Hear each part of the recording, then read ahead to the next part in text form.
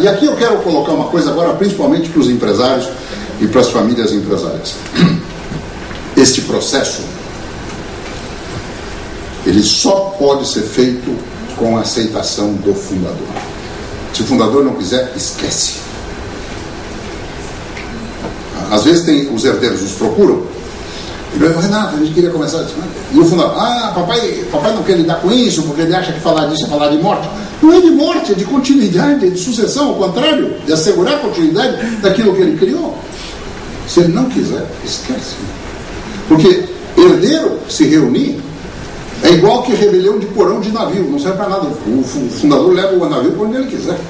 Então, tem que ter. O fundador é o primeiro que tem que estar convencido de que quer mexer com isso, ok? Porque vejam só, isso aqui, claro, e a empresa? Vocês estão na empresa. A empresa, cada vez mais, vai ter profissionais familiares e não familiares. A empresa tem que estar focada para o mercado. O que é o mercado? Clientes, fornecedores e concorrentes. Quando o fundador diz assim: eu fiz a empresa para a família, eu digo: tu faz uma ONG. Não é empresa, é uma ONG. Não sei quanto tempo vai durar, mas vai acomodar a família.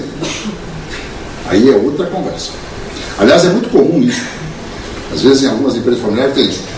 Tem um filho lá que dá problema, está dando muito problema, é indisciplinado, acorda à tarde, aí a mãe diz assim: leva a empresa para consertar. Empresa não é instituto de consertar filho desconcertável. Pelo amor de Deus, vai em outro lugar. Aliás, o pior lugar para treinar sucessor herdeiro é na empresa da família. Tem um estigma que se chama filho do dono. Filho do dono não é elogio, é xingamento. Só perde para genro do dono, mas de resto.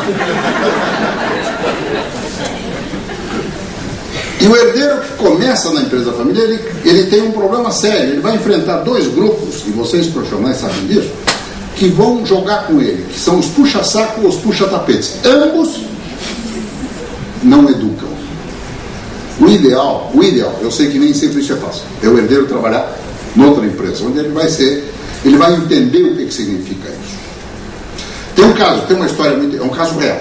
Um pai levou o filho para trabalhar na empresa. Mas o filho não era lá muito disciplinado. Chegava tarde, estacionava o carro na vaga da diretoria, ele não era nem diretor. Não respeitava muito a hierarquia. Aí o gerente que tinha esse filho como subordinado chegou o dono da empresa e disse: olha, seu filho está me criando muitos problemas. Porque como filho do dono, ele desrespeita uma série de coisas. E isso repercute mal, porque os funcionários dizem: pô, se o filho do dono é assim, por que eu vou? Né? E causa um mal-estar. Eu acho que o senhor devia conversar com seu filho e, de repente, ele deveria trabalhar noutra empresa e sentir um pouco o que é. Aí o pai foi para casa. Disse: filho, senta aí. Aí o pai pôs um chapéu. Disse: filho, esse chapéu que eu estou colocando é o chapéu de empresário. Você sabe o que significa ser empresário? Eu tenho uma empresa, lá na empresa tem hora para entrar, tem hora para sair, lá na empresa tem disciplina, lá na empresa tem uma coisa que se chama hierarquia. Aqui em casa não tem, mas lá na empresa tem comando, etc. Infelizmente, eu soube que você não está respeitando nada disso, então eu tenho que despedir. Você está despedido. Espera um pouquinho.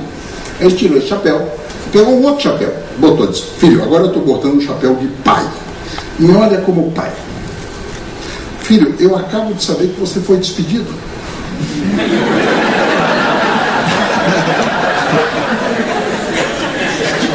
Que você está desempregado.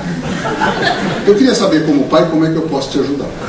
Isso é uma conversa. Eu sei que contar é um fato real. Contar é fácil, fazer não é muito fácil, porque se misturam as coisas. Mas o empresário tem que pensar um pouco. Uma coisa é a visão de empresário, outra coisa é a visão de pai. E nem sempre a empresa da família é o melhor lugar para educar um sucessor, um herdeiro. Ok?